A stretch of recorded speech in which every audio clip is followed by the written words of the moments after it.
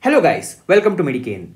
In this video, we are going to be starting a new system, that is cardiovascular system. In that, let us start from the development of cardiovascular system. So for the development of cardiovascular system, all the three germ layers, that is the endoderm, the mesoderm, the ectoderm, gives its contributions. The ectoderm gives rise to the outer layer, that is the parietal and the visceral layer of the pericardium. The mesoderm gives rise to heart tube. It also gives rise to something known as cardiac jelly, which solidifies to form the myocardium.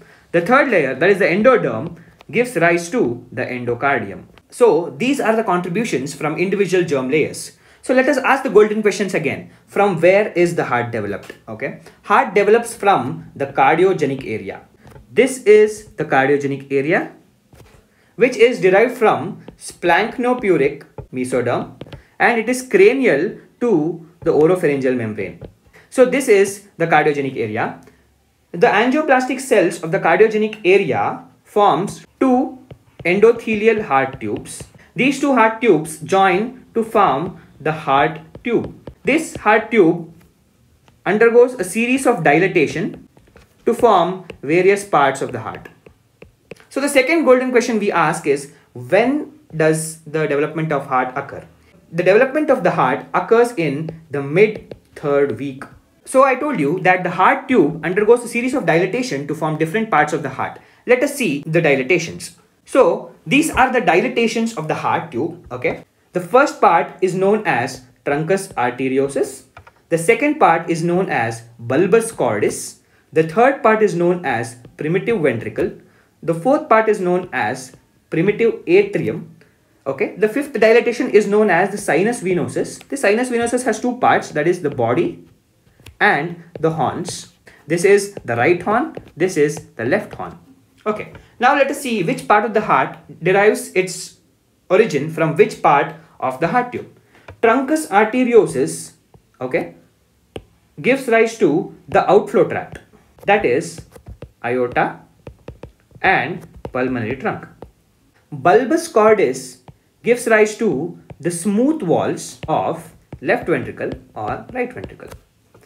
Primitive ventricle gives rise to the trabeculated part of both ventricles. Okay. Primitive atrium gives rise to the trabeculated part of both the atria, that is right atrium and left atrium. Okay.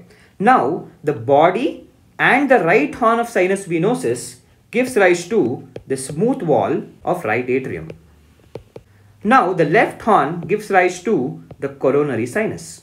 The only part which is left is now the smooth wall of left atrium, which develops from absorption of pulmonary veins. Okay. So now that is the parts derived from each part of the dilated heart tube. Last but not the least, there is something which is known as a conotruncal septum, which develops in the truncus arteriosus. Now let us learn in detail about the conotruncal septum. So what is conotruncal septum? Okay, conotruncal septum is a septum which is also known as spiral septum or aortopulmonary septum, okay, which is present in the truncus arteriosus.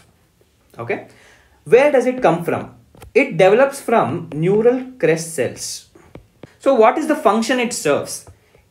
It divides the truncus arteriosus into outflow tracts, that is pulmonary trunk and the aorta. So now let us learn the development of aortopulmonary septum or spiral septum. Okay, initially it begins vertically, then it rotates in a spiral fashion of about 180 degrees so that it forms two parts, okay, the anterior part and the posterior part. Anterior part and the posterior part. Anterior part gives rise to the pulmonary trunk and the posterior part gives rise to the aorta. So this is the development of the aortopulmonary septum, so that the right ventricle will drain all its blood into the pulmonary trunk and the left ventricle will drain all its blood into the aorta. Okay, so now let us look at some of the developmental anomalies which can happen while the development of aortopulmonary septum is taking place. The first thing is the anterior displacement of the septum.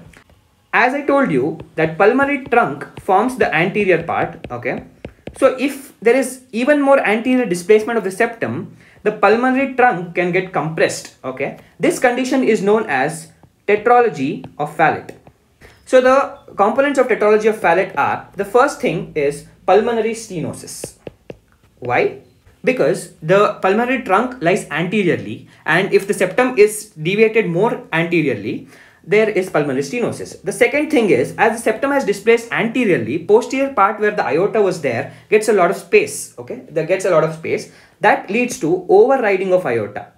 This is the second component. The third component is, as there is pulmonary stenosis, pulmonary ventricle has to put in more pressure in systole so that it undergoes hypertrophy. That is the right ventricular hypertrophy. And the fourth thing is interesting.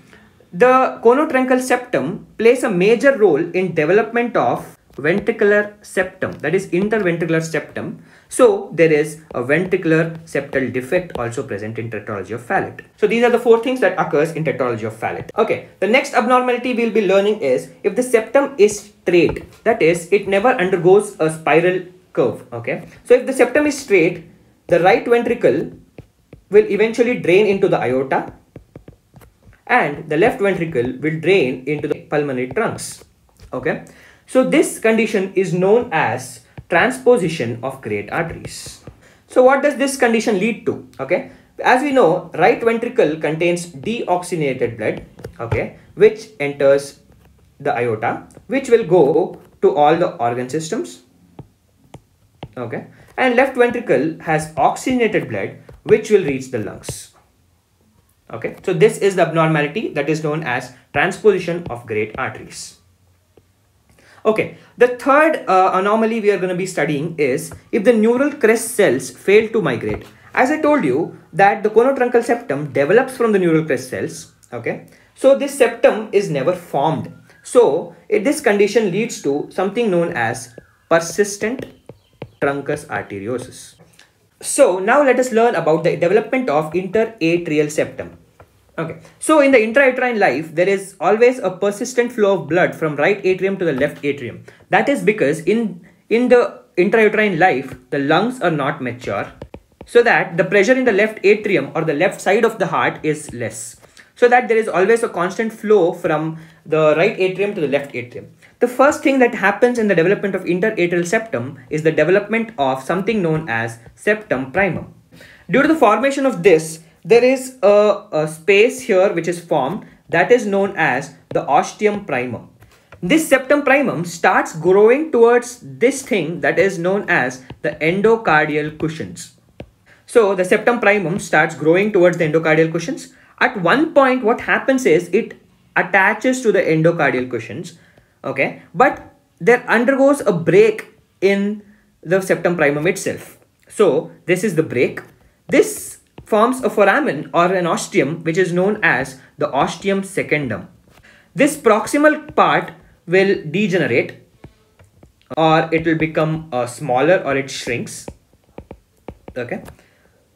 Then there is something which is known as the formation of the septum secundum. This is the degenerated or the shrunken part of septum primum. This is the septum primum. This is the endocardial cushions. So this is what happens until birth. So there is a space between septum secundum and the septum primum, okay. This is known as foramen ovale. So till birth, there is a constant flow from the right atrium to the left atrium through the foramen ovale. Okay, so what happens after birth? Okay, after birth, what happens is the lungs get matured. Okay, so the pressure in the left side or the left atrium increases so that the septum primum is pushed, okay, to the right side, so that the septum primum and the septum secundum meet, so that the foramen ovale is closed. Okay, this is the formation of the interatrial septum. Okay, but sometimes what happens, there still might be a small gap which is present between the septum primum and the septum secundum, which is known as the probe patency of foramen ovale. Okay, so what happens to these structures? What happens to the septum primum? What happens to the septum secundum? Okay, these all parts degenerate, and the remnants of these septum primum and septum secundum Septum primum forms the fossa ovalis of the right atrium, and the septum secundum forms the limbus fossa ovalis of the right atrium. So now let us look at the development of interventricular septum. The interventricular septum has three parts. The first part is the muscular part. The second part is the membranous part. The third part is the infundibular part. So now let us look at the development of interventricular septum. The first thing what happens is the development of muscular part. Okay, this muscular part arises from the myocardium. The second part what happens is during the formation of conotruncal septum, there is formation of the infundibular part. So the infundibular part arises from the conotruncal septum, which in turn arises from the neural crest cells. Okay, so the first part is the muscular part, which arises from the myocardium. The second part is the infundibular part, okay, which arises from the neural crest cells. Okay, so the third part what happens is these are the endocardial cushions, okay, which helped in the formation of interatrial septum as well. Okay, so these fuse in the middle to form the membranous part. So the third part or the membranous part is derived from the endocardial cushions. Now let us talk more about the endocardial cushion. What do endocardial cushions give rise to? As we learned, the first thing they give rise to is they in the development of interatrial septum. They help in the development of interatrial septum. The second thing is they help in the development of interventricular septum. Okay, they form which part of the interventricular septum? They form the membranous part of the interventricular septum. Okay, and they also give rise to the septal leaflets. Okay, septal leaflets of the heart. Hey guys, just a small reminder. 98% of the viewers have not subscribed to the channel. So please do subscribe, hit the bell icon to receive notification at the earliest.